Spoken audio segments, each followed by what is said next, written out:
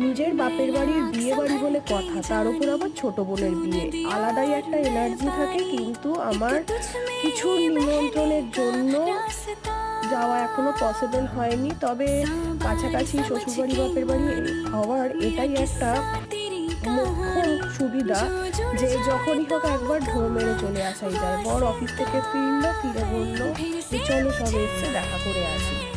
এসে দেখি এখানে সব ডেকোরেশন চলছে, আর যারা এসেছে তারা একটু আউটসাইডে গেছে কাছাকাছি লোকেশনের মধ্যে, কেন কি অনেক নতুন মানুষজন এসেছে যারা কলকাতাকে চেনেই না, প্রায় মধ্যপ্রদেশ, রাজস্থান ইত্যাদি জায়গা থেকে।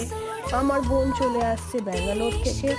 তো এইসব করে গল্প গুজব আড্ডা দেখাশোনা করে খাওয়া দাওয়া করে রাত্রিবেলা ফেরার পর্ব হয়ে গেছে অনেকটা রাত্রি, এবং তার সাথে ঠান্ডাটাও পড়েছে।